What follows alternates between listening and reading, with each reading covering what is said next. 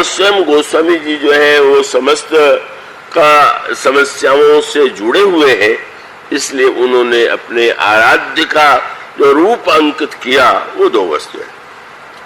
और उस अंकित करने की उन्होंने जो पद्धति का वर्णन किया मानस में और विनय पत्रिका में, आप उस पर दृष्टि डालें, दोहावली और कवितावली में उस पर आप दृष्टि डालें। और वो जब अपनी बात कहते हैं कि उनके पिता तो घनघोर ज्योतिषी, घोर अंधविश्वासी, जिस ज्योतिषी पिता ने अपने बेटे को इसलिए छोड़ देने का संकल्प लिया हो कि ये तो अभुक्त मूल में हुआ है और ये हम इसके रहने से हम मर जाएंगे, तो मर तो गए ही, बच तो गए नहीं। कभी जानने के बाद भी अगर सोचते कि कुछ भी क्यों न हो, बच्चा है, हमारा तो कर्तव्य पालन करना है, तो मानो उनके जीवन में वो दिखाई देता कि पिता का और माता का जो वात्सल्य होना चाहिए उनमें। पर पिता ज्योतिषी हो सकते थे, पिता तो नहीं। वो विद्वान हो सकते थे, पर वो बालक का जो स्नेह है, बालक से कैसे प्यार किया जाता है, वो तो उनके जीवन में बिल्कुल नहीं था। तो ऐसी स्थिति में गोस्वामी जी के मन में यह आ सकता था, क्योंकि अब बाद में तो उनकी इतनी पूजा होने लगी थी।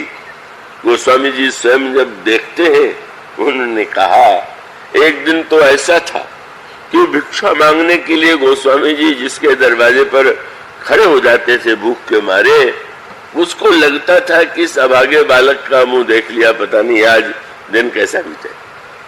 और उन्हीं गोस्वामी जी की एक स्थिति वो थी कि जब लोग आते थे जो अपने को कष्ट में अभाग्य में पाते थे, और बड़े बड़े राजा भी आकर के प्रार्थना करते थे कि एक बार अगर आप दृष्टि डाल दें तो मेरा संकट दूर हो जाए। उस दृश्य को देख करके गोस्वामी जी को याद आता है, उन्होंने कहा कि अरे घर घर मांगे टूक पुनी, घर घर मैंने टुकड़े मारा और भूपति पूजे पाए। आज राजा अगर पैरों की पूजा कर रहे हैं, क्यों अंतर है? ये नहीं कहा कि मैं बड़ा विद्वान हो गया, मैं बड़ा सिद्ध हो गया इसलिए। उनके घर घर मांगे टूक पुनी, भूपति पूजे पाए, ते तुलसी तब राम बिनु, ते अब राम सहाय।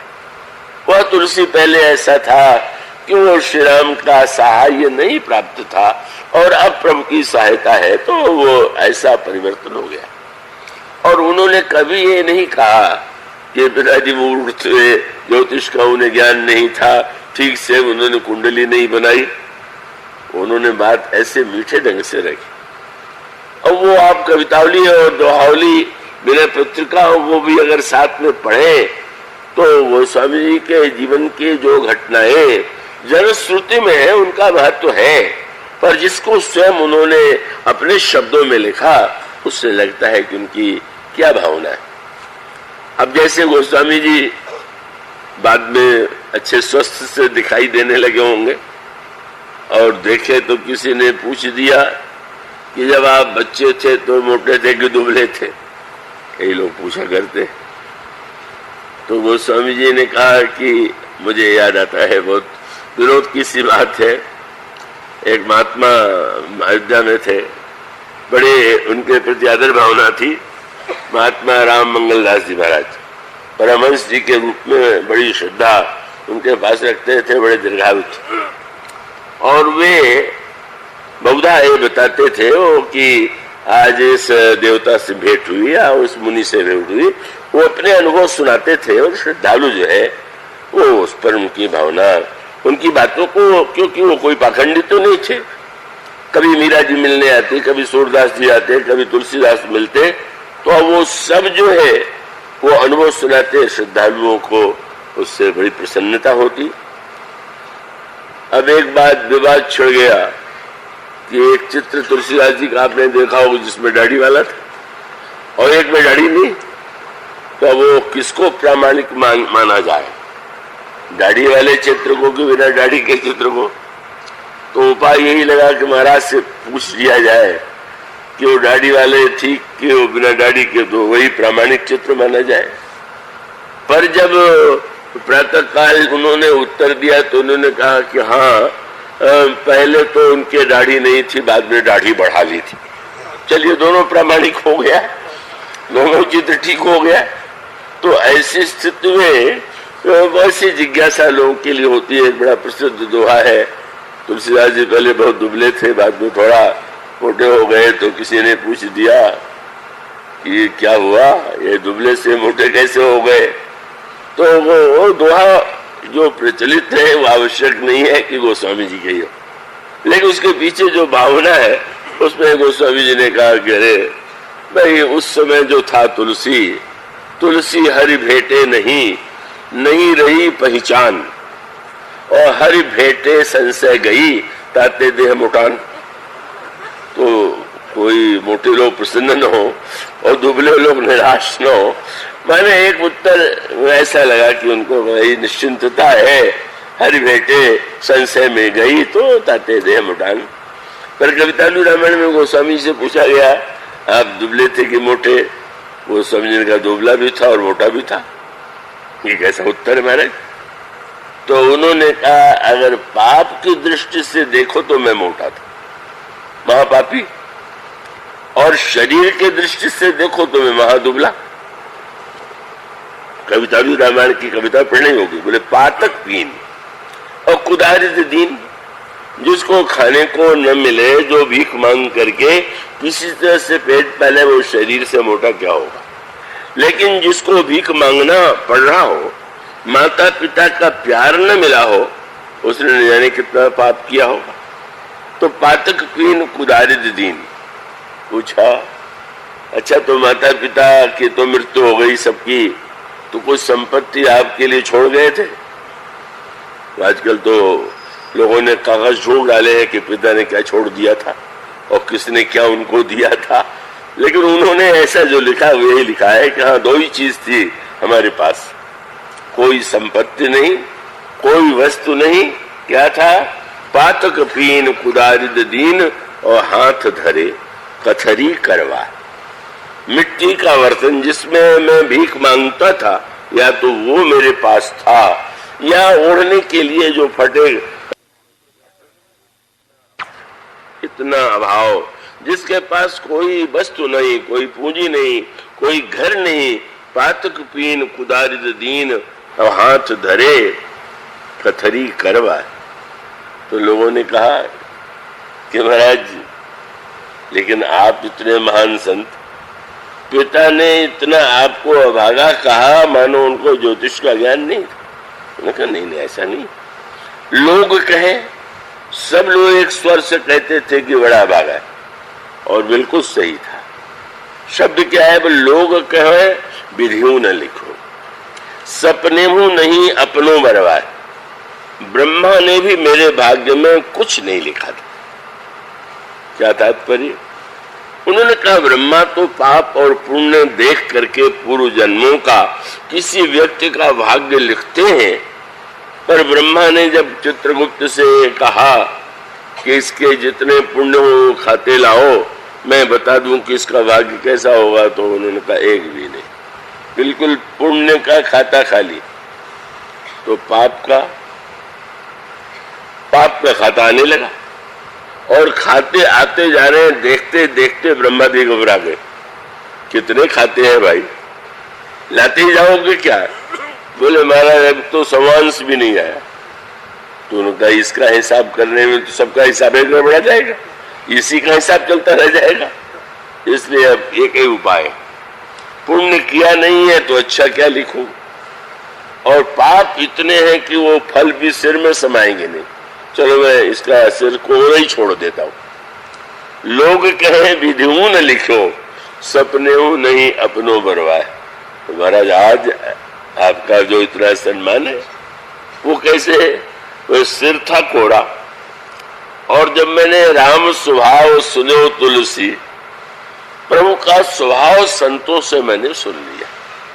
तो स्वभाव सुन करके मैं तो लोगों के द्वार पर पेट दिखलाते ही रहता था।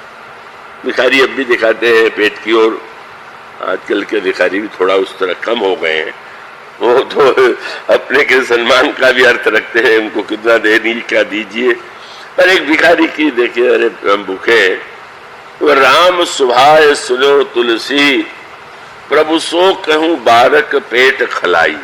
कविता कहने लगे, जब मैंने प्रभु के चरणों में प्रणाम किया और मैं अपनी दीनता बता रहा था, उसी समय प्रभु को कोरे कागज की आवश्यकता पड़ी और कोई नहीं दिखाई दिया, तो भरत जी ने कह दिया ये तो कोरे ही लग रहा।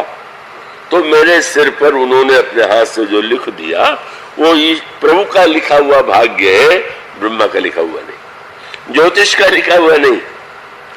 पातक पीन कुदारिद दीन, हाथ धरे कथरी करवाए, लोग कहे विधि हूं न लिखो, सपने हूं नहीं अपनों बरवाए।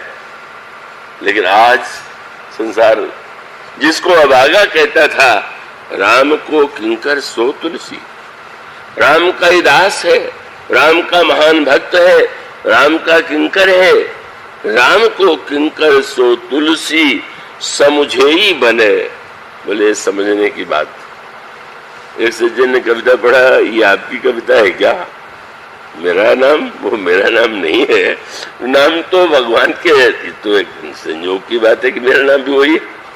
और अपनी अपनी भावना, एक तो सज्जन ऐसे थे कि उन्होंने कलकत्ते में भाषण देते हुआ कि वो तो तुलसीदास जी ने पहले ही लिख दिया है कि राम को किंकर सो तुलसी। उन्होंने खींचतान करके कहां से कहां पहुंचा दिया। वो राम किंकर का अभिप्राय केवल राम का दास, राम को गुलाम, राम बोला राखो नाम। इस तरह से गोस्वामी जी ने राम को किंकर सो तुलसी, समझे ही बने, ये समझने योग्य है, कहिबे न रवा है। ऐसी को ऐसो भयो तुलसी, भजे बिनु बानर को चरवा। हमारे प्रभु कितने कृपालु है, कौन होगा इतना कृपालु। गाय भैंस और बकरी को चराने वाले तो सुने थे, पर बंदर को चराने वाला तो कोई चरवाहा मिला नहीं। क्योंकि जिसको चराइएगा वो बदले में गाय का दूध मिलेगा, भैंस दूध मिलेगी, बकरी से मिलेगी। अब बंदर को आप दिन भर चराते रहिए तो खिलाइए उसको, वो तो आपको कुछ नहीं देगा। उन्होंने कहा, किसी ने पूछ दिया, राम ने आप में कौन सी विशेषता देखी? अब बंदरों को चराते रहते थे और बंदरों में तो अवगुण होता था। वो देखा, मुझे तो लगा ये भी बंदरों ही है, ये भी एक बंदर है। तो वो सुने प्रभु ने, जिसने जो बंदर का चरवाहा है, यदि उसने मुझे अपना लिया तो ये तो समझ में आने की बात है कि मानो गुणयुक्त को ही प्रभु नहीं स्वीकार करते। जो अवगुणी है, जो अवगुणों से भरे हुए हैं कि मैं पामर पशु कापी अति कामी, बंदर में कामुकता, बंदर का क्रोध, बंदर का लोभ देखने योग्य है। गोस्वामी जी जब जिस बात का अनुभव करते हैं, तब भला वे श्री राम के मर्यादा की दुहाई कैसे दे सकते थे? वे तो श्री राम की कृपा की ही दुहाई दे सकते हैं। और इसीलिए बहुत बड़ा अंतर कई प्रसंगों में मिलेगा आपको। आप वाल्मीकि रामायण पढ़िए, वहां दिखाई देंगे मर्यादा पुरुषोत्तम श्री भरत प्रभु को मनाने के लिए आए हुए। श्री भरत ने प्रभु से कहा, प्रभु आप लौट चलिए, आपके बिना अयोध्या अनाथ है, आपके बिना अयोध्या संकट में है। प्रभु ने कहा, भरत मैं सत्यव्रती हूं, सत्यनिष्ठ हूं, मैं कभी भी इससे विचलित नहीं हो सकता, मैं कदापि नहीं लौटूंगा। और तब श्री वाल्मीकि रामायण में यही आया कि श्री भरत जी ने कहा कि मैं अनशन करके प्राण दे दूंगा, और अनशन पर बैठ गए और बड़ी कठिनाई से श्री भरत को समझा के रोका गया। तो ये जो श्री भरत और श्री राम का संवाद है, ये मर्यादा पुरुषोत्तम की भाषा। पर तुलसीदास जी के राम वह तो ठीक उल्टा है। श्री भरत और श्री राम, श्री भरत आए हुए गोस्वामी जी को भगवान राम जितने प्रिय हैं, उतने ही वो महानतम प्रिय उनको भरत। उन्हें उनके जो जीवन के आदर्श गुरु कह लीजिए या प्रेरक कह लीजिए, का वो श्री भरत। ये आपको मिलेगा जब उन्होंने अयोध्या कांड के अंत में लिखा कि श्री भरत का जन्म न हुआ होता तो कितनी कमियां रह जाती।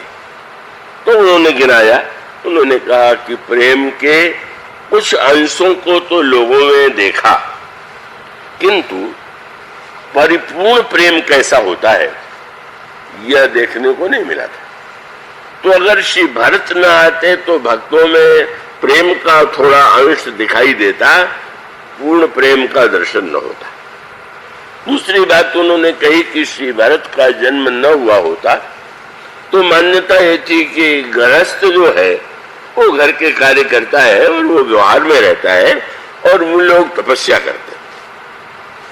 पर श्री भरत ने दिखा दिया कि मुन में वन में रह करके जैसी तपस्या करते हैं, घर में रह करके भी और बड़ी तपस्या की जा सकती, और उन्होंने करके दिखा दिया। फिर उनका तीसरी बात यह है कि अपने लिए महान तो अनेक व्यक्ति हो सकते हैं, किंतु दूसरों के जीवन की दीनता को, दरिद्रता को, कष्ट को कोई दूर कर दे, वह तो श्री भरत है। इसलिए अगर उनका जन्म न होता तो लोक कल्याण कैसे होता। पर अंत में जो उन्होंने बात कही उसमें उन्होंने कह दिया कि महाराज ठीक है, पर आपको क्यों उतना उनके प्रति आग्रह है, आप उन्हीं का पक्ष क्यों लेते रहते हैं।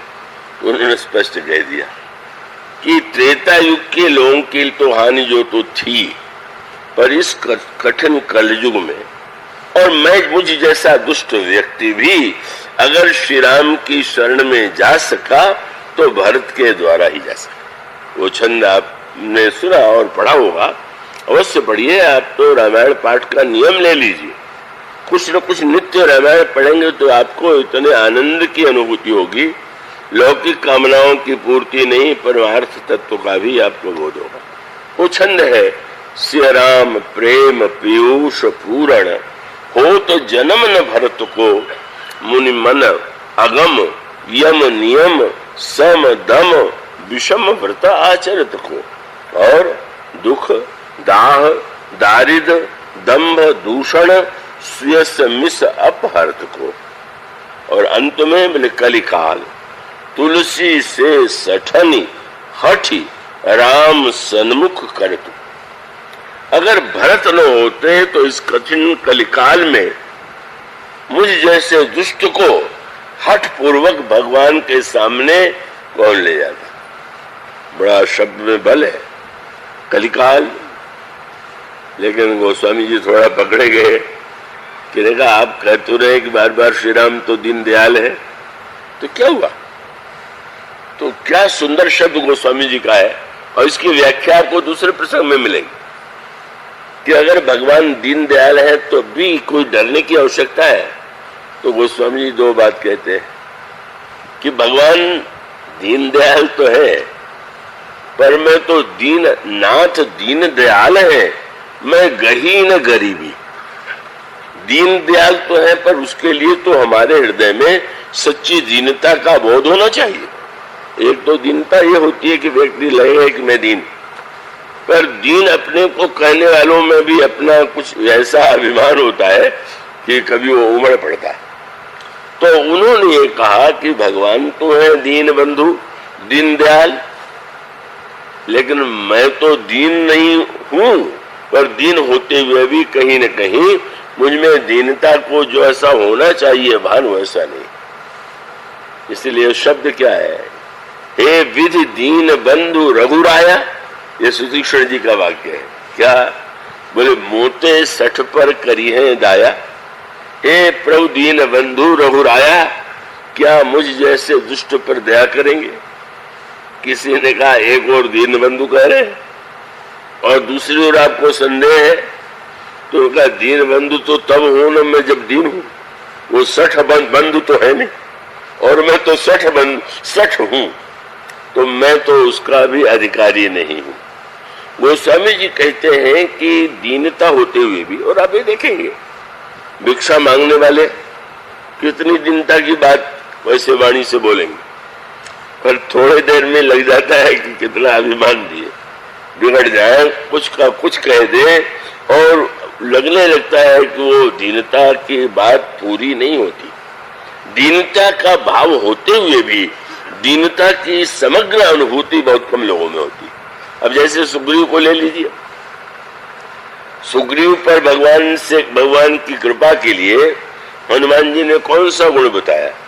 हनुमान जी ने कहा, नाथ शैल पर कपिपति रही, सो सुग्रीव दास तो अहि, और तेसन नाथ मैत्री कीजे, दीन जानी तैयार करी।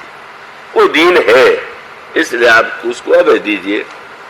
मान लिया भगवान ने मान लिया, दुख सुन करके प्रतिज्ञा कर लिया मारने की, पर विलंब बहुत लगाया। एक बार में मारने के लिए कहा था तो मार देते। पहले तो उन्होंने यही कहा लड़ने के लिए जाओ। सुग्रीव ने जब लड़ने की बात मान लिया तो उसके पीछे रहस्य क्या था कि सुग्रीव ने सोचा कि अब पीछे प्रभु रहेंगे तो मुझे बाली मार तो सकेगा नहीं, चलो लड़े, शायद आज हम जीत ही जाए। तो इतिहास में लगेगा कि अंतिम लड़ाई में सुग्रीव ने बाली को हरा दिया। मानो वह भाव जो है कहीं न कहीं एक आशा था कि शायद आज, और गए, पिट गए। एक बुक्के में भाग खड़े हुए, सारा शरीर दर्द के मारे पीड़ा से कराहने लगे, और कराने लगे तो भगवान ने कर परसा सुग्रीव शरीरा, तन भा कुलिस गई सब पीरा, छू दिया, शरीर का दर्द दूर हो गया। प्रभु ने कहा कि सुग्रीव एक बार और सही, मैं थोड़ा तुम्हें छू दिया, दर्द तो दूर ही हो गया, बल दे देता हूं, चले जाओ। चाहिए था कि महाराज अब क्या फिर से पिटवाना है क्या? मेरे बस में नहीं है, मैं तो देख चुका, जीवन भर हारता रहा, कहां से जी जाऊं। फिर भी कितना प्रबल होता है संस्कार। क्या अच्छा महाराज, वो स्वामी जी ने कहा गए, लड़ने लगे बाली से और जीत नहीं पा रहे, पूरी शक्ति लगा दिया, अपनी बुद्धिमत्ता से छल का भी प्रयोग किया, लेकिन हारने लगे। वो स्वामी जी ने एक शब्द जोड़ करके अर्थ बदल दिया। हारे तो न जाने कितने बार, हारने पर भी जीतने की चाह बनी रही, जीतने की आशा बनी रही। आज क्या हुआ? मुक्के के बाद फिर दूसरी बार बल लेकर के गए और फिर भी जब पिटने लगे तो गोस्वामी जी ने हारने के साथ एक शब्द जोड़ दिया। शब्द क्या है? बोले बहु छल बल सुग्रीव करी ही हारा। अभी केवल बाहर से हारता था, हृदय से जो हार है अब हुई, और जो ही हृदय से हारा बोला अब ठीक, अब कहीं से भी अपने अभिमान का शेष भाग नहीं है। ही हार, वो स्वामी ने कहा ही हारा भयमानी, तो मारा बाली राम तब हृदय माज सरतानी। ये दीन का दीन शब्द सुनने में बड़ा सरल है, पर दीन सचमुच अपने को दीन अनुभव करने वाला कितने व्यक्ति हो सकते, बड़ा कठिन है। जो दीन है उसके जीवन में भी कहीं न कहीं कोई विशेषता का वाहन, कोई न कोई संस्कार होता ही है। तो वस्तुतः ये दीन गोस्वामी जी शब्द क्या कहते हैं? कलिकाल तुलसी से सठनी। मैं था तो दीन लेकिन दुष्ट भी था। दुष्ट क्यों? बोले दीन होते हुए भी पूरी तरह दीनता का जो भाव होना चाहिए वो नहीं था, तो मैं दुष्ट ही था। तो जब मैं ये देख लिया मैंने कि मैं तो प्रभु के सामने जाने योग्य हूं ही नहीं, कोई मेरे पास विशेषता नहीं, गुण नहीं, तो श्री भरत जी ने पकड़ लिया मुझे और बलपूर्वक ले जाकर के पहुंचा दिया। श्री भरत ने कैसे पकड़ करके? कलिकाल तुलसी से सठनी हठी, हठ पूर्वक राम सन्मुख कर। लंबा प्रसंग है, केवल एक सूत्र। श्री भरत वह पात्र है कि जिन्होंने भगवान के, अनोखी बात, दीन दिखाई देने वालों में भी अभिमान होता है। और भरत तो इतने धन्य है कि भरत जैसा महान संत वैराग्यवान ज्ञानवान विरागी कोई हुआ नहीं, पर सच्चा दैन्य अगर किसी के जीवन में है तो भारत को अपने आप में कभी कोई विशेषता दिखाई ही नहीं देती। जब वो सोचते हैं तो उनको यही लगता है कि मोह समान को पाप निवासी, यही लगी श्री राम बनवासी। संसार में पापी लोग होंगे लेकिन मेरे समान कोई पापी नहीं, क्योंकि अन्य पापी दूसरों को कष्ट देते हैं और मैं वह पापी हूं कि जिसने प्रभु को वन में भटकने के लिए बाध्य कर दिया। जनक नंदिनी माँ के सदृश प्रिय लक्ष्मण वन में भटकने लगे, मुझसे बड़ा पापी कोई नहीं हुआ। अब इसकी व्याख्या तो बड़ी गहराई से अगर कोई विचार करके देखे तो दीनता लाने की आवश्यकता नहीं। हम अगर देख सके तो दीन तुरंत बन जाएंगे। हम इसलिए अपने आप को दीन नहीं मान पाते क्योंकि हमारी दृष्टि छोटी वस्तुओं पर होती है, छोटे पदार्थों पर होती है, छोटे व्यक्तियों पर होती है। पर अगर हम अनंत पर दृष्टि रखें, आपको इलाहाबाद बड़ा लगता होगा, वो बड़ा भी है, लेकिन जब आप विचार करके देखें वो गाथा जिसमें किसी समृद्धशाली व्यक्ति ने, जिसके कई उद्योग थे, कल कारखाने थे, किसी महात्मा को आमंत्रित किया, घूम दिखाया, महाराज ये भी देख लीजिए, ये भी दिखा लीजिए, और बड़े गर्व से दिखाने के बाद पूछा महाराज कैसा लगा। होता है तो महात्मा जी ने समझ गए कि कहीं नहीं बात तुमने तो बड़ा पुरुषार्थ किया है, पर उन्होंने सोचा कि प्रशंसा तो इसकी लोग करते ही रहते होंगे, थोड़ा अब मैं आया हूं तो थोड़ा बता तो दूं। सामने पड़ा हुआ था उसके स्वागत कक्ष में ड्राइंग रूम में एक विश्व का मानचित्र पृथ्वी का। पूछ लिया ये क्या है? महाराज ये पृथ्वी का मानचित्र है। अच्छा, तो पूछा इसमें भारतवर्ष कहाँ है? तो पृथ्वी के मानचित्र में छोटा सा भारतवर्ष का भाग। फिर पूछा अच्छा इस भारतवर्ष में बंबई कहाँ है? तो भारतवर्ष के नक्शे में बंबई एक बिंदु बना हुआ। अच्छा, तो इसमें तुम्हारे वो कल कारखाने कहाँ? उनका महाराज बंबई के नक्शे में कहाँ वो मिलेगा? अरे भाई, जब बंबई के नक्शे में तुम्हारा ये विश्व ही छोटा है, ये बंबई इतनी छोटी है और तुम्हारा वो नगण्य है, तो इस अनंत ब्रह्मांड में तुम्हारी पृथ्वी कितनी छोटी है जानते हो? सूर्य चंद्र जितने हैं ये आकाश में तुम्हारी पृथ्वी जरा भी बड़ी नहीं, और उस पृथ्वी के एक छोटे से जीव तुम ये मानते हो कि मुझमें कोई विशिष्टता? भगवान की अनंतता दिखाई दे तो व्यक्ति को दीनता तुरंत आ जाएगी, वो देखते ही नहीं उधर से। आप ये देख लीजिए कि इस आकाश में आप हैं कहाँ, आपको कहीं पर भी। इसीलिए वर्णन वह आता है कि जब बलि और बामन का संवाद हुआ, बलि नन्हे से, बामन नन्हे से, बलि बड़ा विशाल। बलि ने कहा बामन ब्रह्मचारी जो मांगना हो मांग लो, भाई 3 पग भूमि दे दो। अरे हंसी आ गई, मुझ जैसे बड़े व्यक्ति के पास आकर के 3 पग मांगना ये तो उसका अनादर है। हंस करके कहने लगे भाई मैं तो संतोषी ब्राह्मण हूं, इतना ही बहुत है। और अच्छा तो महाराज नाप लीजिए। और जब नापने लगे इतने बड़े हो गए, कितना विलक्षण संकेत। भिखारी को हम छोटा समझते हैं पर उसके नापिए कितना बड़ा हो सकता है। रामायण में आता है प्रताप बान ने जिस राजा का राज्य छीन लिया था वो बेचारा वन में छिपा रहता था मुनि बन करके, और जब कपट मुनि के रूप में प्रताप भानु एक दिन पहुंच गए, पहचान नहीं पाए, तो उसने पूछा राजा से राजा कुछ चाहते हो? तो राजा ने जब अपनी मांग सुनाई तो लगा उसको कि मुझसे बड़ा भिखारी तो ये, मुझे तो केवल अपने राज्य की चिंता है, ये तो बड़ी लंबी योजना बनाए हुए। जरा मरण दुख रहित तनु समर जितय जनिक हो, एक छत्र रिपुहीन मही राज कल्पशत हो। मानो भगवान ने बताया क्षुद्र मत मानो, और भगवान जब बड़े बढ़ाने लगे तो बड़ी मीठी बात आती। गंगा जी का जो दिव्य उद्भव हुआ उसी दिन हुआ। भगवान का चरण जब ब्रह्मलोक में पहुंचा तो ब्रह्मा तुरंत कमंडल लेकर के भगवान का चरण नख धो लेते हैं और वहीं कमंडल में गंगा आ गई। इसके अर्थ पर आपने ध्यान दिया? ब्रह्मा से पूछा गया कि भगवान के चरण का तो दर्शन आपने बहुत बार किया होगा, आज आप चरण क्यों धो रहे?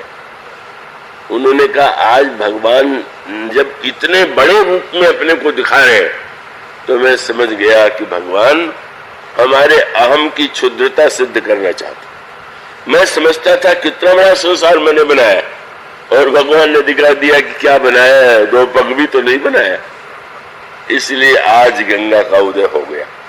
अगर ईश्वर की अनंत महिमा, अनंत ऐश्वर्य, अनंत गुण पर दृष्टि जाए तो कौन ऐसा है कि जो दीन नहीं रहेगा, दीनता नहीं आ जाएगी। लेकिन व्यक्ति जो है किसी को सामने रख करके अपने को बड़ा माने बैठा है। श्री भरत जब दीन हो, श्री भरत जब ये कहे कि मैं पापी हूं और कोई कहे मैं पुण्यात्मा हूं, मैं भक्त हूं, मैं योगी हूं, मैं ये हूं वो हूं, तो ये बधाई है। गोस्वामी जी ने यही कहा कि आप इतनी बात दया की क्यों करते हैं? क्या और कोई उपाय नहीं है? कई लोग ऐसे होते हैं कि जो भगवान की कृपा की बात नहीं करते। तो उन्होंने मेरे पत्रिका में कहा कि भाई 2 ही कारण हो सकता है। भरोसो आई है उर ताके, कौन? बोले जो कहूं लहो राम सो साहिब, या तो राम के समान कोई अनंत प्रभुता वाले प्रभु को उसने पा लिया होगा, या दूसरा कहे अपनो बल जाके, या तो जिसको अपने बल पर गर्व होगा। पर तीसरा बड़ा व्यंग भरा वाक्य था, क्या? वो कहे कलिकाल कठिन नहीं सूझत मोह मार मद छाके, या तो उसने मोह और अभिमान की शराब पी ली होगी। शराब पीने का अर्थ वास्तविकता को भूल जाना। वह गाथा तो प्रसिद्ध ही है, राजा हाथी पर आ रहा, शराबी पिए हुए जा रहा है और राजा को देख करके पहला प्रश्न क्या? वो हाथी वाले, हाथी बेचेगा? बोल। सैनिक मारने चले, क्या बोल रहा? राजा ने कहा नहीं, देख करके आओ रहता कहाँ है। सैनिक देखा है राजामहल में। रात्रि के बाद जब राजा सिंहासन पर बैठे तो सिपाहियों से कहा जा करके वो जो हाथी खरीद रहा था उसको बुला ले आओ। आ गया, खड़ा हो गया। राजा ने कहा भाई कल रात को तुम हाथी खरीदना चाहते तो और रात का सौदा नहीं हुआ, बोलो कितने में खरीदोगे? कांपने लगा महाराजा धीराज, अरे मैं तो शराब के नशे में मांग रहा था, अब तो नशा उतर गया, मैं क्या आपके हाथी लूंगा? मानो नशा जब होता है तो व्यक्ति वास्तविकता को भूल जाता है। गोस्वामी जी कहते हैं कलयुग में अधिकांश लोग कोई न कोई शराब पिए हुए, पद की सुरा, धन की सुरा, विज्ञान की सुरा, और उसके द्वारा अपने को महान माने बैठे हैं। लेकिन जब व्यक्ति ईश्वर की अनंतता को देखता है तो लगता है अरे हम क्या हैं, हमारी क्या सत्ता है। गोस्वामी जी कहते हैं कि हमारे जीवन में दीनता का सच्चा भाव तो भरत जी की कृपा से आया। लगने लगा कि भरत जब कहे कि यद्यपि जन्म कुमात ते मैं सच सदा सदोष आपन जाने न त्यागी है मही रघुवीर भरोस। मैं तो दोषयुक्त हूँ पर प्रभु मुझे अगर स्वीकार करेंगे तो केवल अपनी कृपा से, अपने स्वभाव से, शील से। मैं डर रहा था, भरत जी ने हाथ पकड़ लिया, अरे भाई मुझे देखो ना, मैं कितना दीन हूँ, कितना दोषयुक्त हूँ, तुमने क्या अपराध किया है, फिर भी मैं जा रहा हूँ, मेरे साथ चलो। नहीं मेरा डर लग रहा है। बोले देख लो तुम किस युग के हो? बोले कलयुग। तो कलयुग वालों को तो और नहीं डरना चाहिए। आपको एक ऐसा दोहा बता दे, गोस्वामी जी ने औरों को चाहे क्षमा कर दिया हो पर कैकेयी को कभी नहीं क्षमा कर पाए। न तो श्री भरत जी ने कैकेयी को कभी क्षमा किया और न तो तुलसीदास जी ने। और उसके लिए तो ऐसा कठोर वाक्य उन्होंने लिख दिया रामायण में। तो जब कोई अवसर आवे तो कई के साथ कोई न कोई विशेषण ऐसा जोड़ देते हैं जो बहुत अपमानजनक होता है। अनेक प्रसंग होते, पर रामाज्ञा नाम का तुलसीदास जी के 12 ग्रंथों में ग्रंथ है, उसमें तो उन्होंने सीमातीत वाक्य लिख दिया। कौशल्या बोले कौशल्या कल्याण में मूर्ति करत प्रणाम, सकल सुमंगल साधु शुभ। अगर कौशल्या जी का स्मरण करे तो स्मरण करने से मनुष्य के जीवन में कल्याण होता है। सुमित्रा नाम, जो सुमित्रा जी का स्मरण करे उसको लक्ष्मण जैसा भक्त पुत्र मिलता है।